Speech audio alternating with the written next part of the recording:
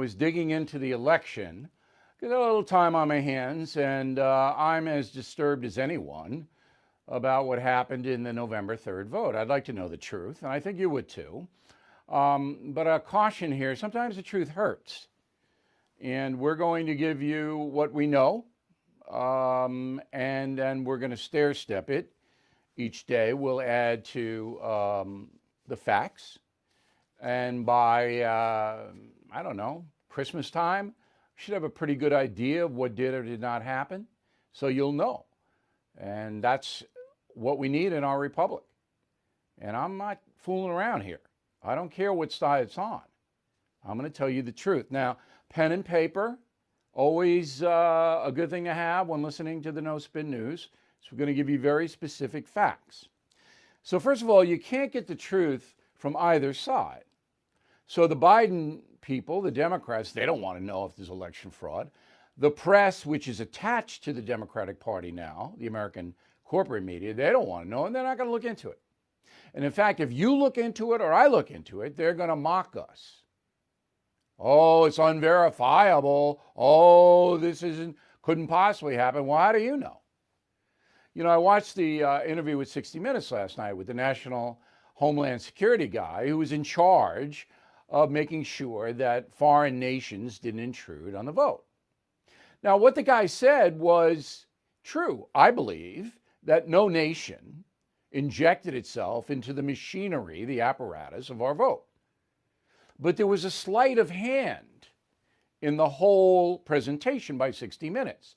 And Scott Pelley, who I used to respect, I no longer do, he's got to know that that report was not upfront and honest, because the issue isn't whether Putin or China or Indonesia or Albania did something with our voting machines, Venezuela. That's not what the issue is. The issue is the mail-in voting. And what 60 Minutes did was say, because this guy, this Homeland Security guy, said the election was clean as far as foreign intrusion was concerned, that means the whole election was clean. No, it doesn't. The mail-in votes had nothing to do with foreign nations. And that guy doesn't know anything about the mail-in votes. And there wasn't even a question about them. It was, oh, because there wasn't any foreign intrusion, the election was clean. That's 60 Minutes. And I'm sitting there going, wait a minute, hold it. Shouldn't you be investigating charges in Pennsylvania and Michigan and Wisconsin and Georgia? Shouldn't you be doing that? I believe you. I don't think that China or Russia interfered in our election, or Venezuela. Okay, so that's just one example of how you and I can't get the truth about this election. And then the other side, the pro-Trump side and the president himself, wants you to believe there was massive fraud. But when it comes to producing evidence of the massive fraud, we really don't have it yet. Okay. I have an open mind on this, but don't expect any of the courts to rule in your favor without overwhelming evidence, not just a little evidence, not just some people blocking observers at polling places. That's not going to overturn an election. All right. Analytics is the key to all of this, and I said that from the very, very beginning. Analytics is math. So what are the odds that the President Trump has a 700,000 vote lead in Pennsylvania by midnight on election night, and then he loses by 60,000? What are the odds of that happening? I still don't know. All right, I have information, but I don't know that. I'd like to know that, wouldn't you? What the odds are there? That's called analytics. Now, if you can build a strong analytic case that this vote was off the chart crazy, that goes a long way to convincing we the people that there was fraud. Let's start with the facts. Here's what we know here at the No Spin News. So Joe Biden received a record number of votes, all right, 15 million more than Barack Obama received in 2012. 15 million more. That's a colossal jump, is it not? The black vote, Barack Obama got 93% of the black vote in 2012. All right, 13% of the total of the entire vote was African American. All right, Joe Biden got 87%, 6% less than Barack Obama. All right, no incumbent president has ever lost an election in a century and a half. It's modern times. All right, gaining more votes in the second run. No president has ever lost when he gained more votes. Donald Trump gained 11 million more votes than he did in 2016. So in modern times, he's the only president to lose, gaining more votes than he did the first time around. 11 million, that's substantially more. 74 million votes. Joe Biden is the first president in 60 years since John F. Kennedy to lose Ohio and Florida and still win the presidency. Now, that's an anomaly, okay, but it's interesting, and it goes into the analytic category. The Wall Street Journal, and that is one of the few corporate media that I believe is honest. The Journal independently analyzed 19 counties throughout the USA that had been right on their voting records over the past 40 years. So, for the past 40 years, 19 counties in this country had picked correctly. 19. 18 of them went for Trump. Only Clallam County in Washington State did not. Again, that's not evidence that overturns, but it's certainly curious. All right, so Donald Trump won 81% of the counties. 81%. Joe Biden underperformed Hillary Clinton in every major metro county around the country, except for Milwaukee, Detroit, Atlanta, and Philadelphia, the counties that are suspect. Again, Joe Biden underperformed Hillary Clinton, did worse than she did in losing to Donald Trump, except for Milwaukee, Detroit, Atlanta, and Philadelphia. That's pretty, wow. Is that a coincidence or what? Okay. Donald Trump earned the highest share of minority votes for Republicans since JFK, since 1960, Richard Nixon. Okay. So Trump outperformed all over the place. All over the place. Biden won only 17% of the counties, as I said. Okay. Where he won 524 counties, Joe Biden. Barack Obama won 873 counties. And Donald Trump won 2,534 counties. 5 times as many as Joe Biden. Now, the reason that Biden won was California. California, massive, massive Biden vote. And Detroit, that's Michigan. Milwaukee, that's Wisconsin. Philadelphia, that's Pennsylvania. And Atlanta, that's Georgia.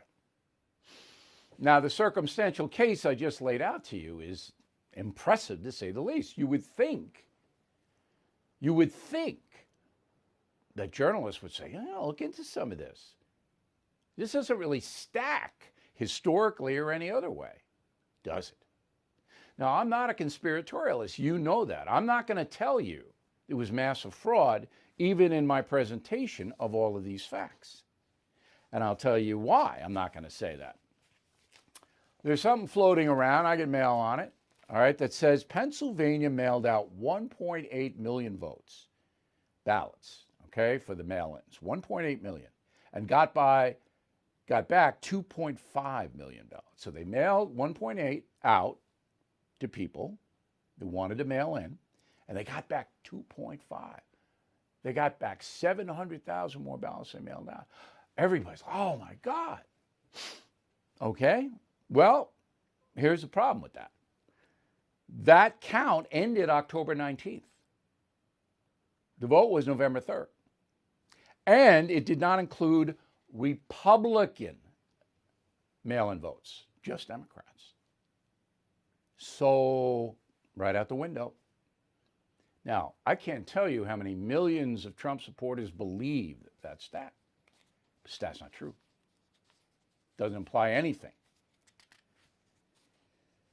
You got to be very, very, very careful. Very careful.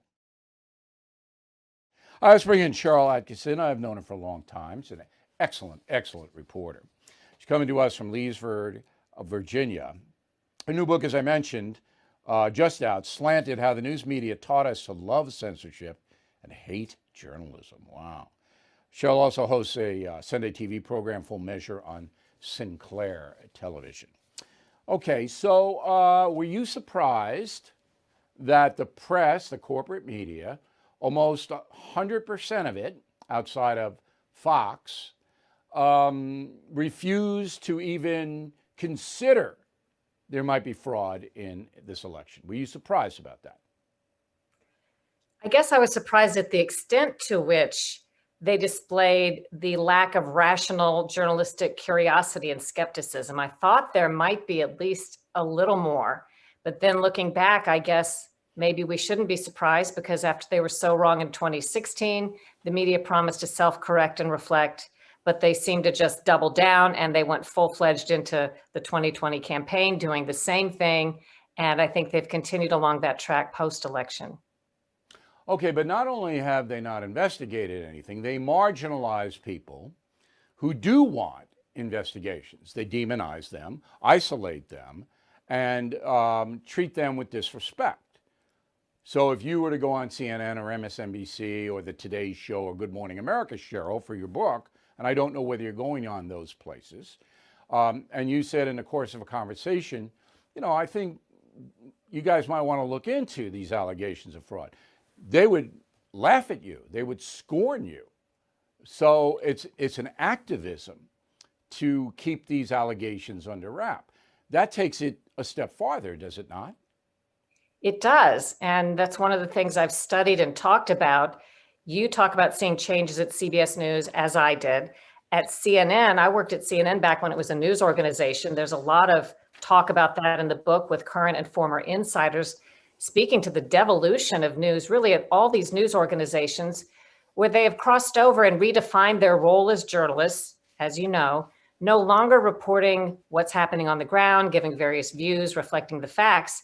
They're simply there to produce the narrative, to convince you what to think, to keep off certain viewpoints that counter the powerful interests that they're serving, and to controversialize those who aren't on point with the narrative that they're there to further. It's really quite shocking to hear journalists make proclamations such as the day after the election that Trump should give it up and he's not being patriotic and there's nothing to see and so on. These are things that would never have been uttered by legitimate news organizations, maybe by analysts, but not by the reporters 10, 15 years ago. But now it's commonplace. They're rewarded for giving these viewpoints and pushing them. And it's pretty much all you see when you turn on TV or read these mainstream news articles. In the chapter in Smear about the New York Times, you write, the press is no longer seeking information. It wants a narrative to shape public opinion. So it doesn't want the facts. It wants to demonize whoever it may be. And I was subjected to that for more than 20 years myself, so I know it's true. But the question that everybody asks me is why? So when I worked at CBS under Dan Rather, there was bias, but there were also standards that you had to adhere to, as you just said. If I had gone on after an election and said, all right, hey, any allegations of fraud, we're not even going to take a look at them. Nah, anybody who thinks that's a nut, I would have been fired. All right, I couldn't do that. Now you can. Why did that happen? Well, I tried to talk about this slow creep over the years in Stonewalled and the Smear and now Slanted. For the first 2 decades of this century, political and corporate interests, in my view, figured out how to get their nose under the tent and news organizations and dictate through influence and connections and nonprofits and propaganda what we do and don't talk about, the terms we use, the narratives we forward. But then they saw people were still independently making up their own minds. And most frighteningly to these interests and to the media, they are one and the same. In 2016, nonetheless, Donald Trump got elected when the people were told not to elect him and all the reasons not to. So they almost went into a panic mode and realized, hey, we kind of control the news, the terms of how things are reported, but people are still getting unfettered access online. So they moved in a very organized way, in my view, in a very concerted way, starting in 2016 to figure out how to control the internet information landscape, social media, Google, all of the things we're talking about today. And they had to do that, Bill, by first convincing us that there's a market for it, that we needed our information to be curated and culled through. So we would invite these third parties to come in and get between us and our information, thus affording them the opportunity to do exactly what they've done and slant and smear and censor. And that's where we are today. I think it's the same interests that have been shaping the news now stepping in and working very hard to make sure we don't make up our own minds by seeing the things we want to see on the internet. There's also a financial aspect in this. So when I took over a primetime spot on the Fox News channel and stayed there for more than 20 years, I made the News Corporation, which is the corporation that runs Fox News, billions of dollars with a B. All right? I made them that money because my program was so successful, it drove a lot of the other programs on that network. They all saw that. Disney saw it, Viacom saw it, that's CBS, all right? Comcast saw it, NBC. In fact, Comcast tried to hire me and offered me big dollars to go over there. They saw what I did, which was opinion journalism, and we made no pretense, but it was fact-based opinion.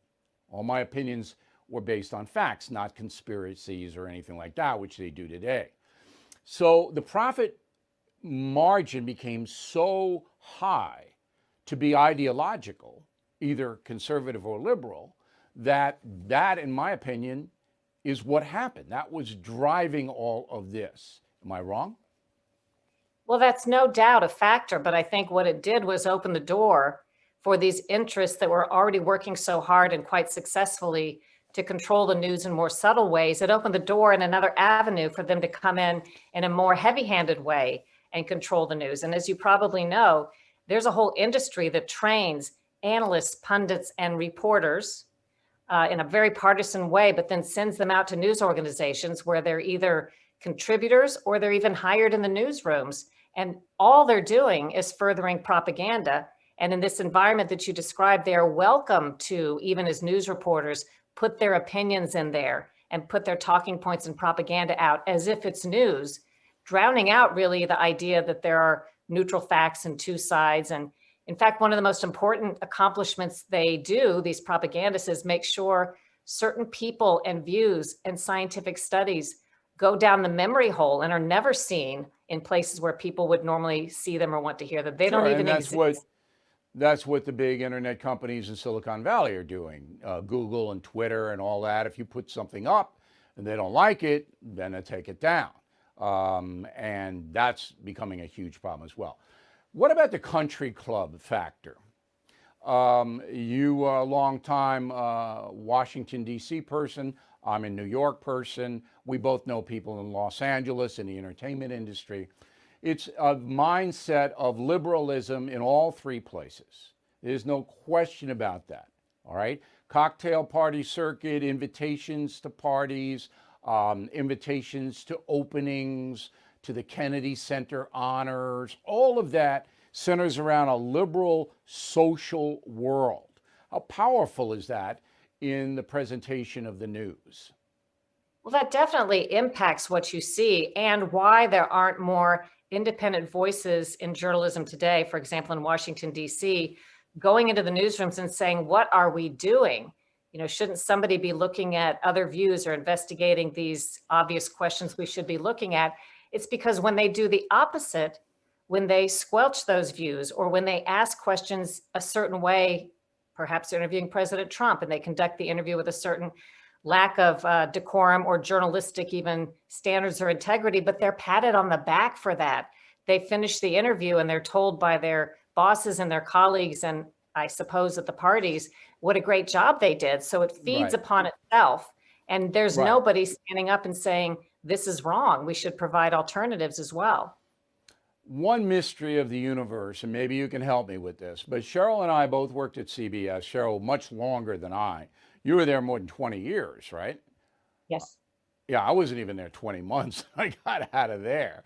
But I worked at ABC News for 2 years and was quite successful on the Peter Jennings broadcast.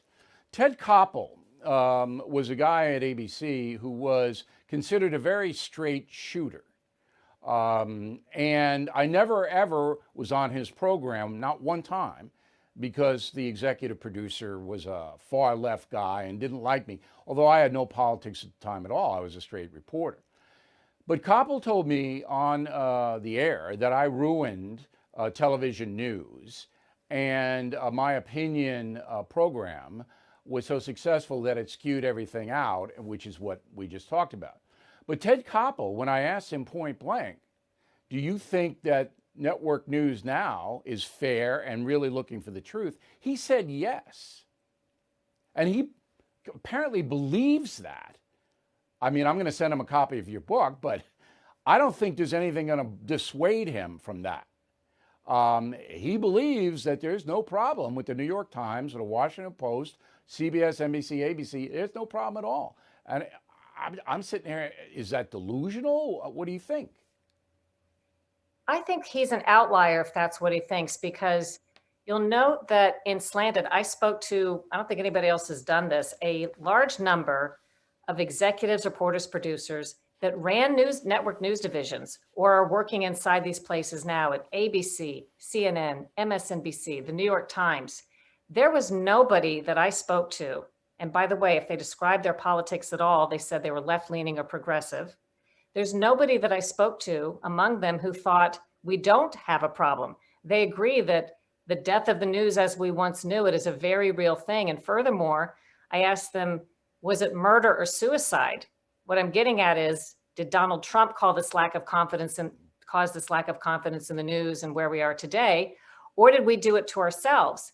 And I don't think anybody, even those who are not Trump fans, to say the least, these insiders, I don't think anybody blamed Trump. They all said we've done this to ourselves, and they're quite appalled at the turn that news has taken, particularly the last 4 years.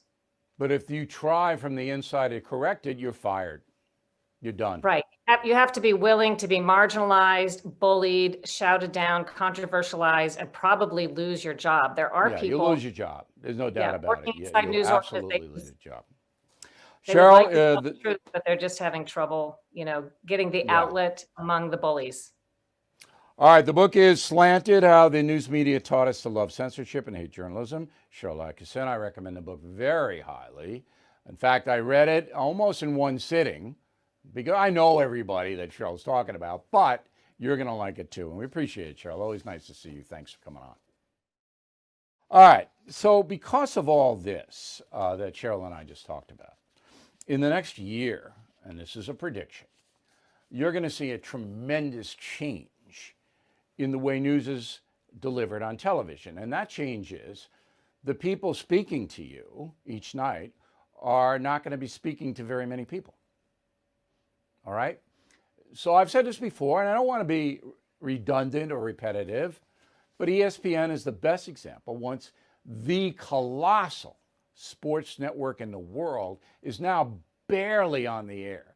And they killed themselves by bringing in people like Jamel Hill and others who were far left, who took sports and just turned it into a left-wing jihad, holy war, and people who like sports didn't want it and tuned it out. That's going to happen to all the news agencies on television. The newspapers, they're going to survive on the internet, but the only people going to be reading the New York Times, and I think that's the case now, are far left people. Nobody else. But the newspapers can survive on that. They can survive. But it used to be that Good Morning America, the Today Show, CBS Morning News, those shows, they tried to get everybody to watch. That's not going to happen anymore because people don't trust them. And on cable, because it's so polarized, it's what do you want to hear tonight? Whatever you want to hear, I'm going to tell you. Well, it gets a little boring. So Joe Biden, what are they going to cover on Joe Biden? That he chased his dog and broke his leg or whatever happened? What are you going to do? Joe Biden's not going to be Donald Trump tweeting provocative things every day or running around a rally saying stuff or attacking the press. He's not going to do any of that. He's going to sit in the White House and, work a few hours a day. But that's all. His press people run out. Well, we did this. And then the news agencies are going to go, Joe's great. Whatever Joe does is the best.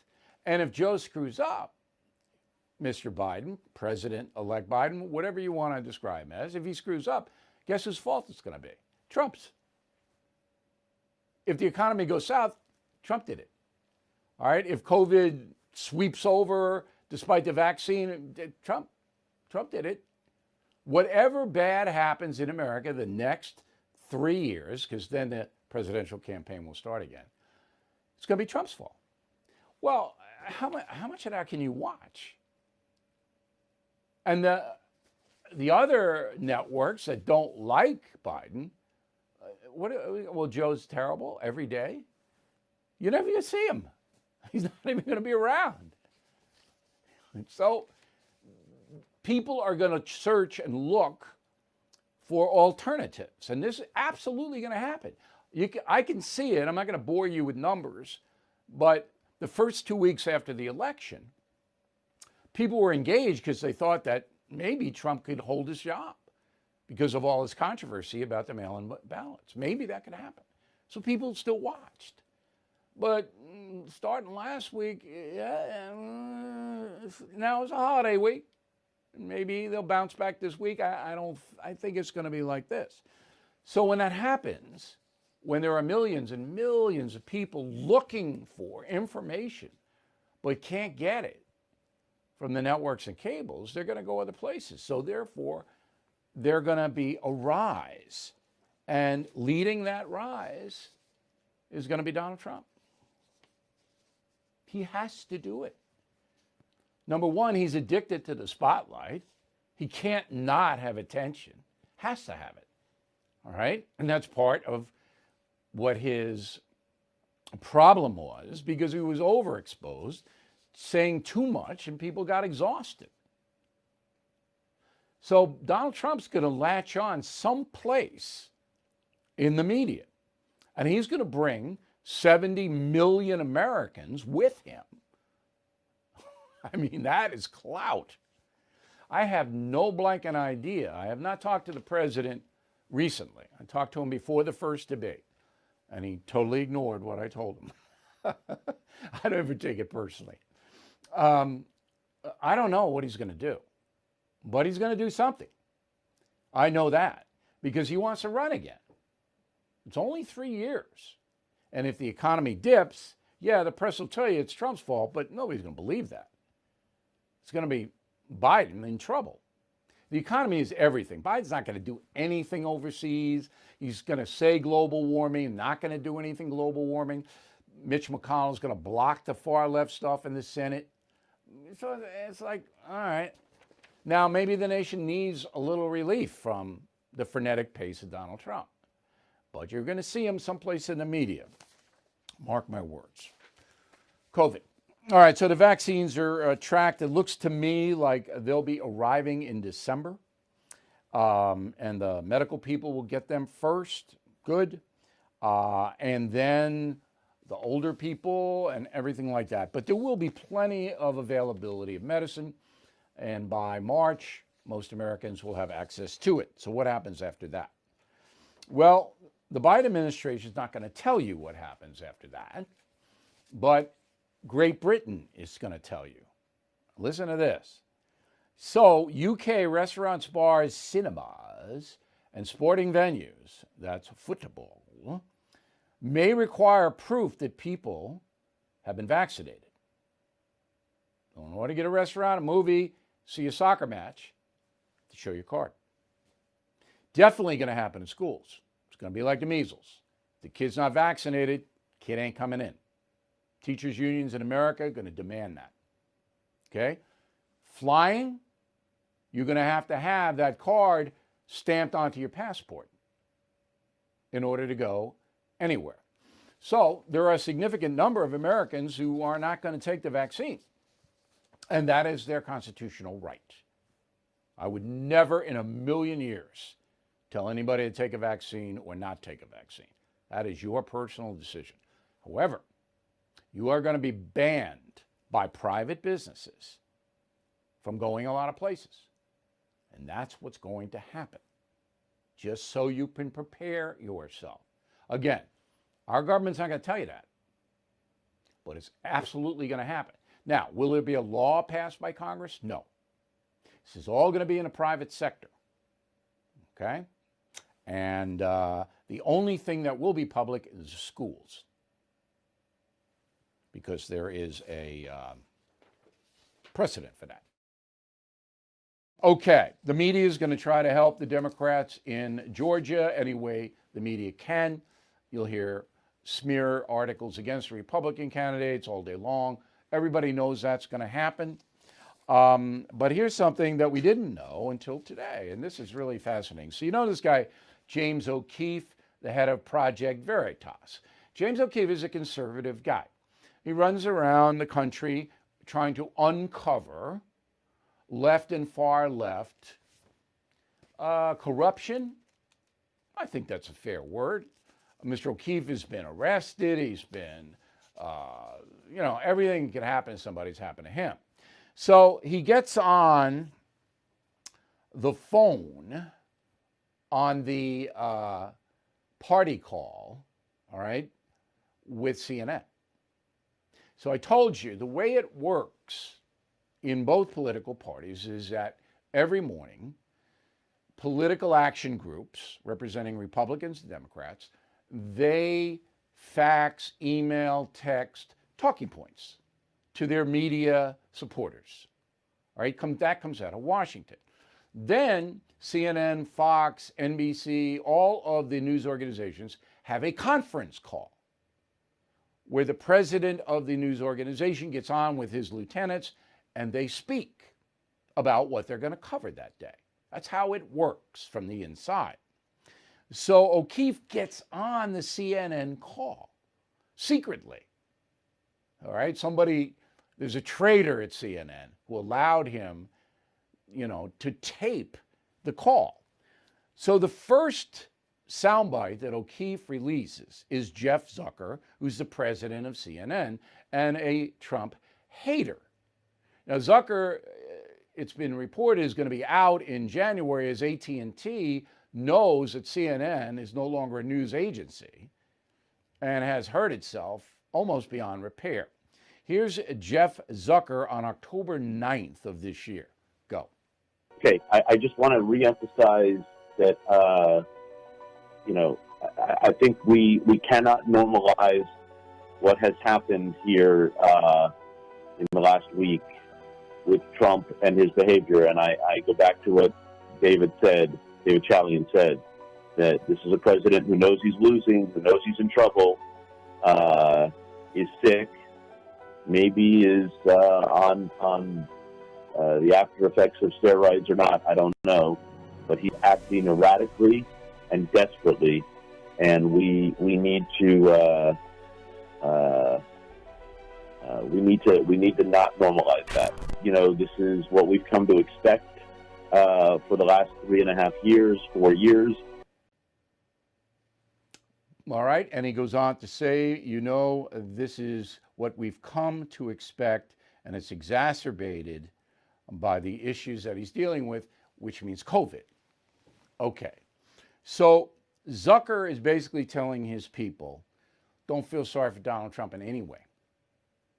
Okay, point out that this COVID that he has acquired is making him mental.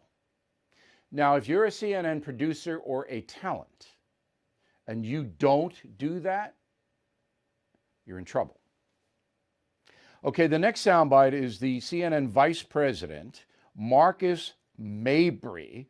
This was recorded September 8th of this year. Go.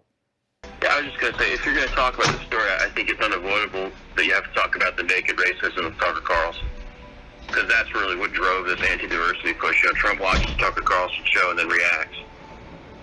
And just as sort of the white supremacy hour they have on Fox News every night, I think you can't disconnect the two. Okay, so now when you hear the CNN primetime hosts attacking Fox News, you know they have been ordered to do that. And if they don't do it, again, they are called in, and they're all making a lot of money. Third soundbite is from a reporter named Jamie Gangel. Ms. Gangel's been around. She was with NBC for a while. This was recorded on November 9th. Go. We have to be, news organizations have to be very careful and very responsible about not giving Trump too much of a platform on his not conceding, because they feel the transition can go forward. And, other than the national security briefings, which are critical to start now, they just don't want us to exaggerate that Trump isn't leaving office. And I'm going to have a lot of specific reporting on that later today. All right, so she's basically saying, and she doesn't have any power. She's just saying, I'm going to report that Trump's out of there. Okay, so we can reassure our viewers, all of whom hate Trump. All right. So this is so instructive because it just confirms what I've been telling you for years, that these people, these corporate people, order their producers and their talent to say stuff, and they better follow the orders. So when you see blatant bias in any of the news organizations on television, you know where it comes from. All right, COVID. Welcome to a very COVID Christmas. I remember a long time ago there was a program, A Very Brady Christmas. Since I never once in my life watched the Brady Bunch, I missed that special. But now it's a very COVID Christmas. Now tonight is the Christmas tree lighting in Rockefeller Center, New York. It'll be on TV. My pal Al Roker, who I like and I've known for many years, he's a really good talent, and I didn't wish him the best. He had some health problems earlier this fall, and he seems to have overcome that, and Al is a good guy. But anyway, he's the driver of the tree and all of that. So if you want to go see it in person, you can only spend 5 minutes looking at the tree and getting your picture taken in front of it or whatever you do. Now, I don't know how the New York City police are going to regulate that. See, in New York, you can steal a car and they won't prosecute you. All right? So they're going to haul you in if you spend 5.5 minutes in front of the tree? Would charge you with loitering in front of a Christmas tree? Is that, I mean, you can do literally anything. Punch people. You can push people in front of trains in New York. They won't hold you. I mean, so I don't know how that's going to work. I love the Rockefeller Christmas tree. I should have showed you a picture. Maybe tomorrow I will, of me last year in front of the tree. I don't think the Times Square thing's going to happen in the COVID holiday spirit. They'll drop the ball on TV, and you'll have the dopey people out, saying stupid things for 5 hours. I never did that in my entire life. I was offered it. We want you to go to New Year's Eve, Times Square, and kind of be a host. And I went, no, because you can't be intelligent doing that for 5 hours. It's impossible. You can't be intelligent doing it for 20 minutes. Anyway, I don't think you're going to let the folks, because it's a COVID spreader. Okay, let's hit the mail here. Raymond Johnson, I am skeptical when it comes to the idea that there may have been fraud associated with mail-in voting. The Democrats encouraged its voters to utilize the mail-in voting system, whereas the Republicans did not. Okay, but you have to compare, Raymond, what the mail-in ratio was, 10-1 for Biden, against what the poor precincts that showed up were. That's the analytics you need to do. And I believe there was fraud. David Rosenberg, Brooklyn, New York. What are the chances that some of the electors will switch their votes toward President Trump? Once the vote is certified in the states, the electors go for the certification. Sean Ryan, Wisconsin Rapids. Billy said states that have their own laws regarding extending mail-in ballot deadlines in most state constitutions Only the legislatures can change election law. So a judge can't change the deadline. That is the key in Pennsylvania. That is why the Supreme Court could hear that case. But I'm not optimistic it's going to get turned around there. Dave Reynolds, Rochester, Washington. Bill, I believe President Trump will lose because he won't be able to prove massive fraud in time. That's the key. I mean, they just don't have enough time to do it. Andrew Lapira, Appleton, Wisconsin. Is there any chance of getting a stimulus check? Yes, I think that'll be the first thing on board when Congress comes back in January. You'll get your stimulus check. All right, let's see. David, that 8x10 of you and Holly is great. Throw that up there. All right, Holly and me. These are flying out of here. Look at that. Now, I know Holly upstages me. I hand sign these. Okay, I hand sign them. You see up there, my fingers are falling off. If you become a concierge member or give concierge membership, you get that free. Oh, Holly is the cutest dog in the world. Quick break, back with a final thought. All right, the final thought real quick today. Christmas is going to be different. It's a COVID Christmas. So here's what I'm doing. I'm personalizing everything. So I got Christmas cards. I'm going to send them to the people that I know, my friends, and then I'm writing a little note. Not extensive, little note, okay? And then I'm putting a couple of pictures in they might like, but I'm doing it personal.